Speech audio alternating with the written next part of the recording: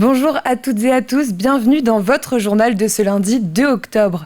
Dans cette édition, nous parlerons de l'Open de Vendée, cette compétition de tennis qui se déroule au Vendée-Space jusqu'à ce dimanche.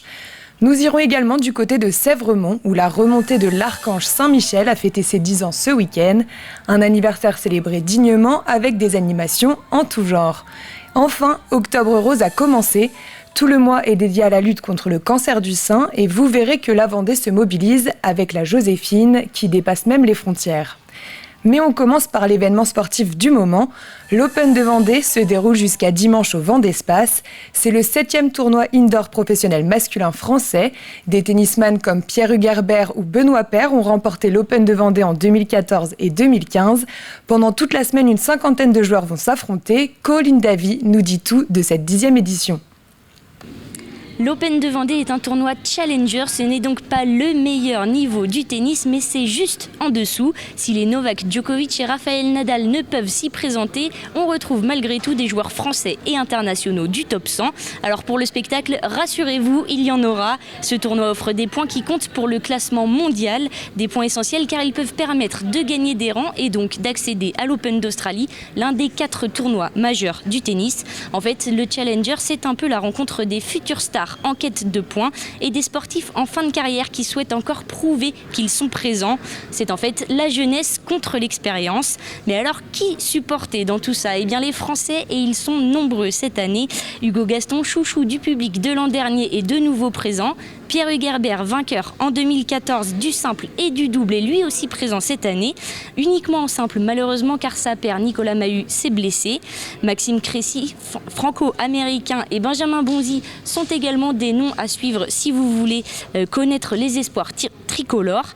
Vous êtes maintenant opérationnel, il ne vous reste qu'à connaître les modalités d'accès.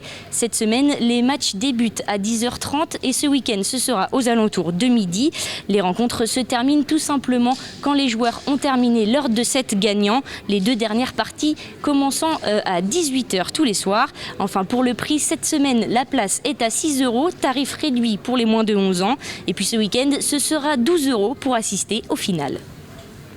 Et vous pourrez retrouver chaque jour de la semaine un récap du tournoi dans votre matinale sur TV Vendée par Alexandre Lenaour. Direction à présent Luçon, à la rencontre d'Henri, surnommé le héros au sac à dos. Il est connu pour s'être interposé face à l'agresseur de l'attaque au couteau dans un parc à Annecy le 8 juin dernier. Il effectue un tour de France des cathédrales. Parti le 27 mars dernier, le jeune homme de 24 ans, originaire de Vendée, partage ses aventures sur Instagram avec ses 130 000 abonnés. En 6 mois, il a déjà sillonné une partie de l'Hexagone et hier, il était à Luçon pour la fête de la paroisse Notre-Dame. J'ai descendu la Vendée par le nord, je suis arrivé d'Angers, je suis allé à Cholet. Alors à Cholet il n'y a pas de cathédrale, mais j'ai tenu à visiter l'église du Sacré-Cœur et l'église Notre-Dame. Après je suis passé à Saint-Laurent-sur-Sèvre, qui n'est pas une cathédrale, mais dans la tradition on dit que c'est la 3e cathédrale vendéenne, puisqu'après il y a Luçon et Maillezais. Donc là juste après Luçon je vais aller à Maillezais, puis après je descendrai vers La Rochelle. La Vendée, pour moi c'est certainement un des plus beaux départements de France. Et je suis très très étonné par l'accueil des Vendéens, qui est absolument gigantesque et chaleureux. Et surtout j'aime énormément la mentalité vendéenne.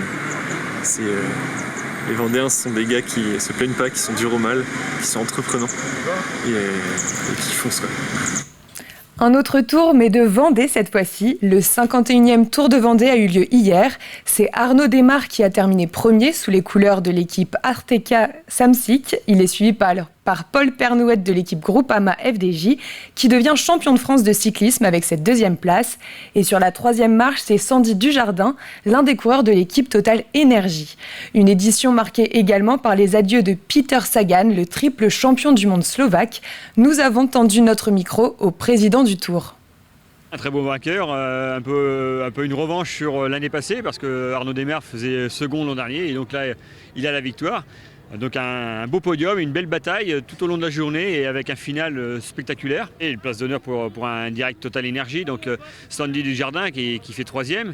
Et puis on est très, très satisfait aussi du final de Peter Sagan qui a animé ce final sur ce circuit où il avait gagné la 2e étape du Tour de France 2018. Et voilà, il fait 6 ou 7e, donc il n'est pas très loin et il a bien animé ce final. Et vous avez peut-être aperçu la voiture de TV Vendée qui faisait partie de la caravane. Vous pouvez d'ailleurs retrouver un épisode spécial de Vivez la Vendée au cœur de la caravane du Tour avec Hervé Leroc. Il est disponible dès maintenant sur notre site internet tvvendée.fr. Retour à présent sur les 10 ans de la remontée de l'archange Saint-Michel qui était célébrée à Sèvremont. Cette statue de 9,60 m domine la Vendée depuis 1877. L'église Saint-Michel-Mont-Mercure est le point le plus haut du département avec 290 mètres d'altitude. 10 ans après sa restauration, la commune a organisé un week-end festif qui a rassemblé beaucoup de monde. Le reportage de Diane Delangle. Il y a 10 ans tout pile, ces images de la remontée de l'archange Saint-Michel après travaux de restauration avaient impressionné toute la population de Saint-Michel-Mont-Mercure. Population une nouvelle fois réunie autour de cet anniversaire. On est attaché en fait à cet archange, attaché à l'église, au clocher. Donc c'est pour ça qu'on a senti l'engouement de la commune de faire ça en fait. Et pour passer un bon moment, pour se rappeler pour certains des tas de souvenirs, parce que derrière cet archange et tous les travaux de restauration, de remontée, il y a des tas de souvenirs. Moi je suis allé regarder les vidéos, il y a des personnes que j'ai reconnues, eux aussi ont dû encore plus se reconnaître. Donc il y a aussi des tas de souvenirs qui remontent et je crois que c'est bien aussi de penser aux souvenirs, c'est ce qui fait aussi notre réalité, même si évidemment il faut regarder devant nous. 1600 kilos dorés à leur fin, l'archange est le point culminant du département avec 290 mètres d'altitude. Elle a été mise en place en 1877, si mes souvenirs sont bons.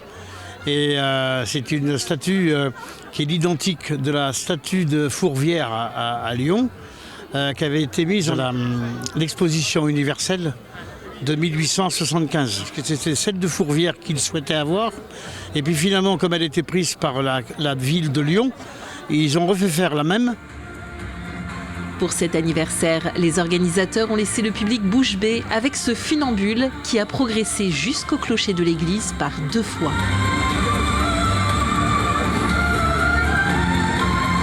Il y avait une bonne ambiance en bas qui m'a vraiment soutenu.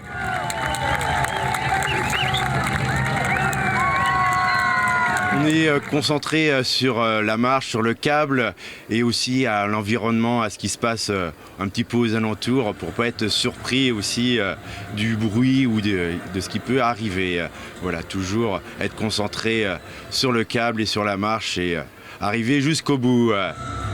Après le succès de ces 2 jours de festivités, les organisateurs prévoient de remettre ça tous les 5 ou 10 ans. Un mot sur les mondiaux de stand-up paddle qui se sont terminés hier. Pendant plus d'une semaine, la compétition avait pris place au Sables d'Olonne.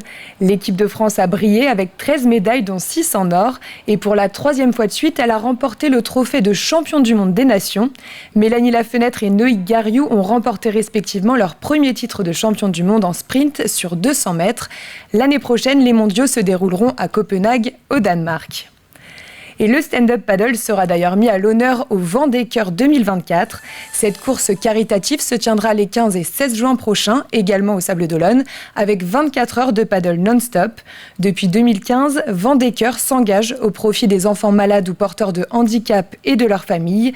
Et c'est l'association Premier de Cordée qui a été choisie pour être la principale bénéficiaire cette année. Elle permet de proposer des initiations sportives aux enfants hospitalisés. La marraine, la célèbre patineuse Nathalie Péchala, était présente au Sables d'Olonne ce samedi pour parler de l'association et de l'utilisation des futurs dons. C'est grâce à ces dons qu'on va pouvoir donner une vraie impulsion dans les Pays de la Loire, principalement en Vendée, pour s'occuper beaucoup plus largement des enfants de ces hôpitaux.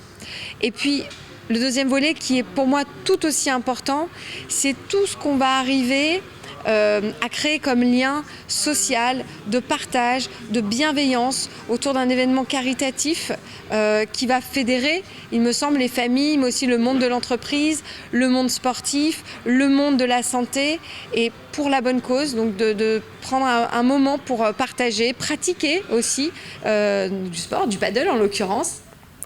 Santé à présent avec une nouvelle fermeture du service des urgences de Fontenay-le-Comte depuis ce matin 8h30 jusqu'à demain 8h30 et il sera également fermé de mercredi 18h30 jusqu'à jeudi 8h30. Un infirmier et un aide-soignant seront présents pour accueillir les patients qui viendraient par leurs propres moyens.